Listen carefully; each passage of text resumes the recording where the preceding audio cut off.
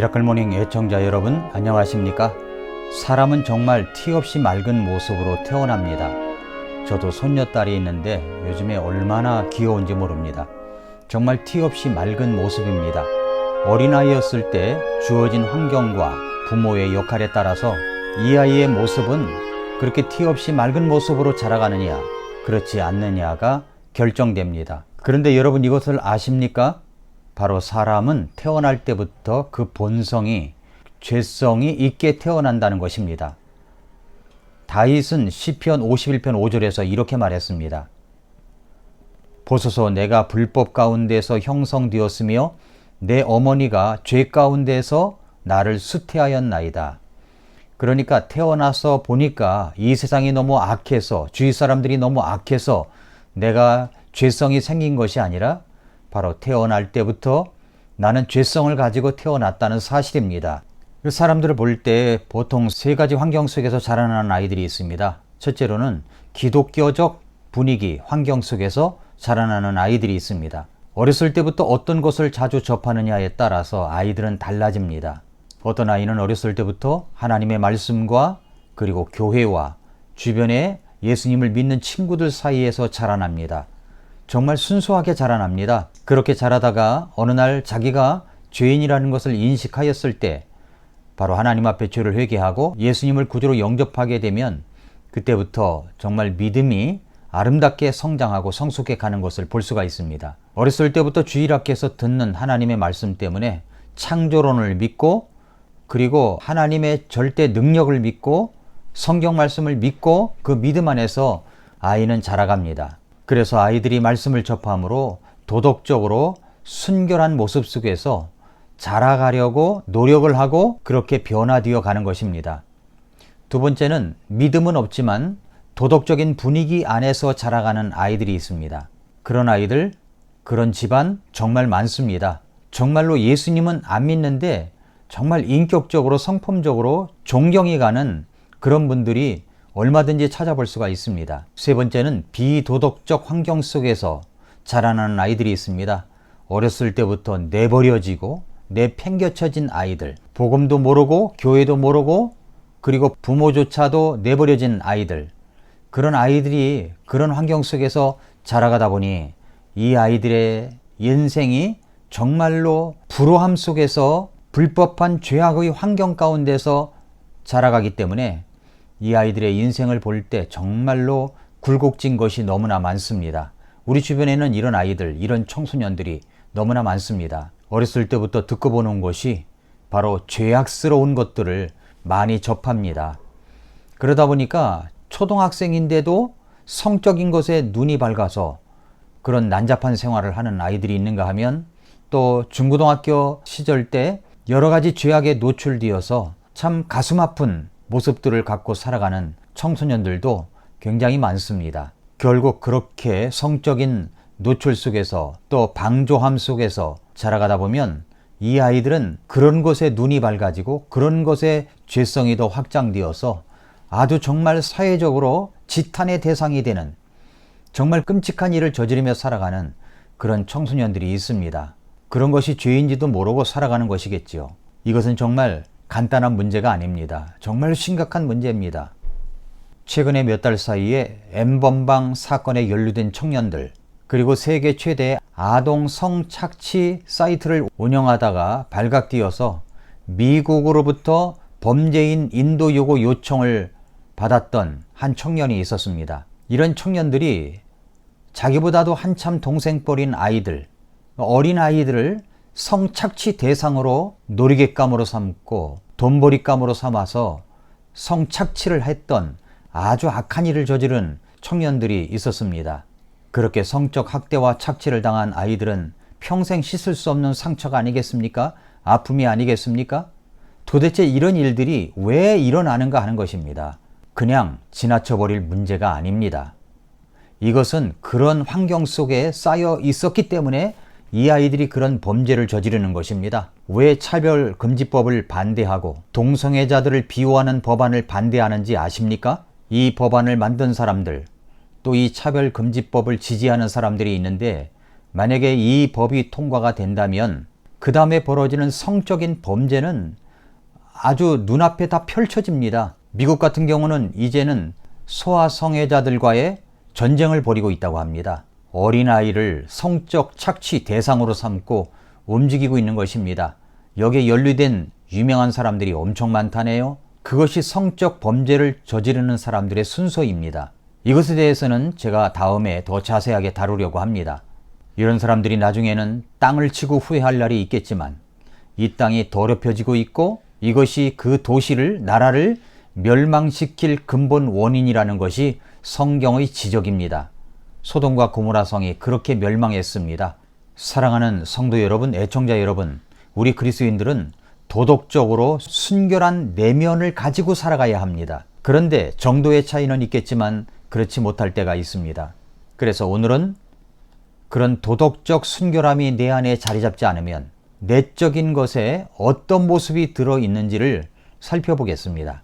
비도덕적인 나의 모습을 발견하게 되면 하나님 앞에 회개와 철저한 고민과 회개가 이루어져야 됩니다. 자, 그러면 도덕적으로 내 안이 순결하지 못했을 때 나타나는 증거들이 있습니다. 첫째로 그것은 성경의 배척 내지 왜곡된 회의가 있습니다. 디모데후서 4장 3절과 4절에 보면 때가 이르리니 그들이 건전한 교리를 견디지 못하며 기가 가려워 자기 욕심대로 자기를 위해 선생들을 쌓아두고 또 진리로부터 귀를 돌이켜 꾸며낸 이야기들로 돌아서리라. 하나님의 말씀을 통해서 듣는 건전한 교리, 도덕적인 자유에 대한 말씀을 들을 때 자신의 불결함 때문에 그것을 수용하지 못하고 배척을 한다는 것입니다. 그래서 자기의 정욕과 욕심에 따라서 듣고 싶은 것, 보고 싶은 것만 귀 기울이는 것이죠. 눈여겨보는 것입니다.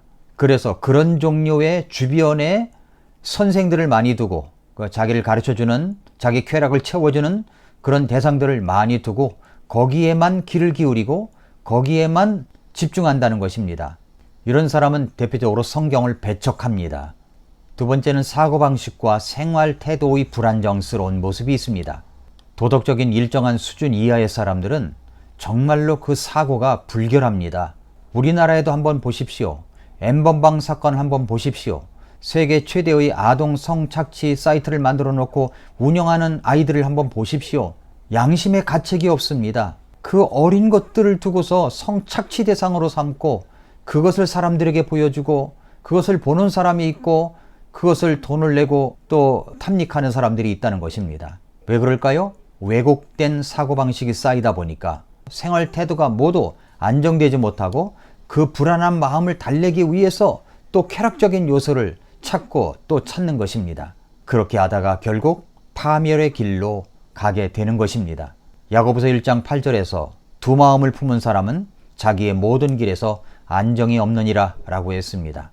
그렇습니다. 두 마음을 품게 되면 불안정한 모습이 나타날 수밖에 없습니다. 생활 태도나 사고방식이 완전히 잘못된 그런 체계 속에서 살아가는 것입니다. 세 번째는 유욕에 대한 자기 합리화와 그리고 부도덕함을 찬양하는, 부도덕함을 높이는 그런 모습이 되고 맙니다.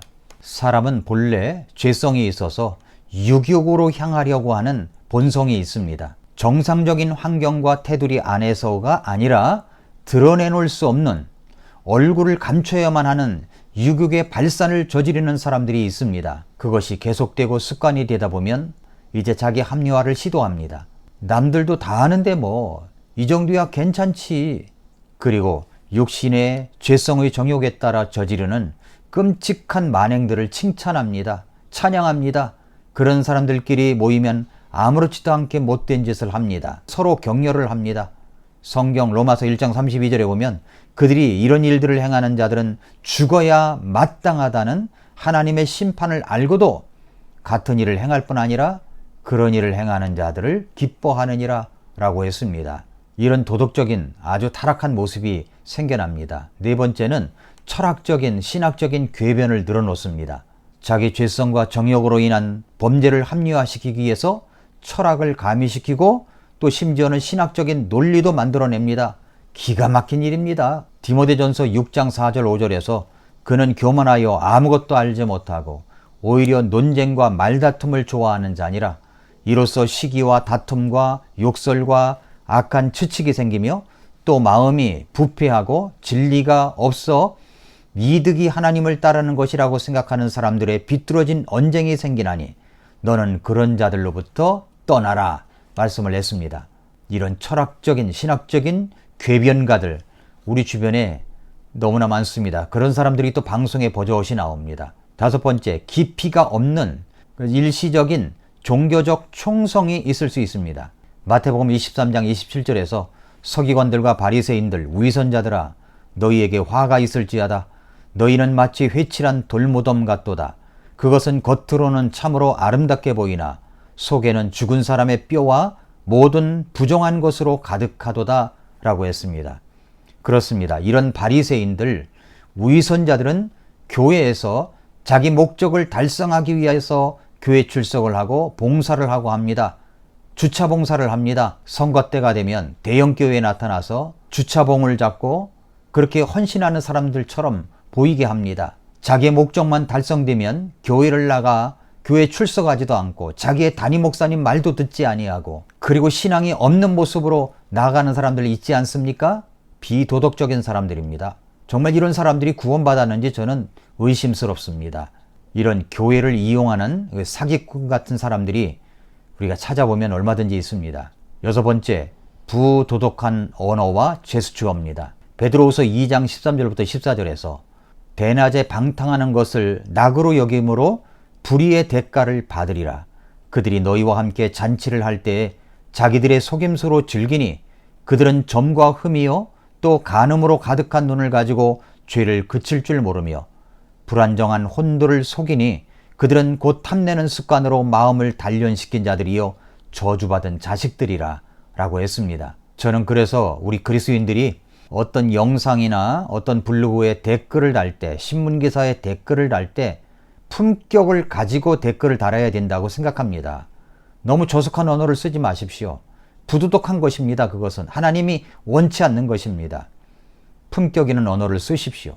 하나님의 대사답게 하십시오. 마지막 일곱 번째는 권위에 대한 경멸과 도전이 있습니다. 베드로후서 2장 10절에서 특별히 부정한 정욕에 빠져 육체를 따라 걸으며 행정권을 멸시하는 자들을 아시느니라. 그들은 염치가 없고 자기 뜻대로 행하며 두려운 줄도 모르고 위험 있는 자들을 비방하거니와 라고 했습니다. 권위를 모릅니다. 자기 담임 목사가 어디 있습니까? 그런 사람들이 자기 뜻대로 살아가 버리죠. 자기 부모가 또 어디 있겠습니까? 권위를 무시합니다. 이런 비도덕한 모습들이 있습니다. 순결하지 못한 모습들입니다. 누구든지 처음부터 타락한 모습을 보이거나 모든 사람들에게 지탄받을 부도덕한 사람이지는 않았을 것이라고 생각합니다. 그러나 부도덕한 죄성을 내버려두고 방치하고 그것을 하나님의 말씀으로 잡고 때가 되면 하나님 앞에 죄인인 것을 인식하고 회개하고 예수님을 구주로 영접하여 새로운 생명을 안고 자라가야 되는데 그렇지 못한 상태 속에서 계속 죄성에 내던져진 그런 모습으로 살아가기 때문에 그 죄성이 확장되어서 부도덕한 모습이 나타나게 되는 것입니다. 누구든지 노출되어 있습니다. 누구든지 그렇게 될 수 있습니다. 성경은 이렇게 말씀합니다. 갈라디아서 5장 16절부터 21절에 보면 그런즉 내가 이것을 말하노니 곧 성령 안에서 걸어라. 그리하면 너희가 육신의 욕심을 이루지 아니하리라. 육신은 성령을 대적하여 욕심을 부리고 성령은 육신을 대적하나니 이 둘이 서로 반대가 되므로 너희가 원하는 것들을 너희가 능히 하지 못하느니라. 그러나 너희가 성령의 인도를 받으면 율법 아래 있지 아니하리라. 이제 육신의 행위들은 명백하니 이것들이라.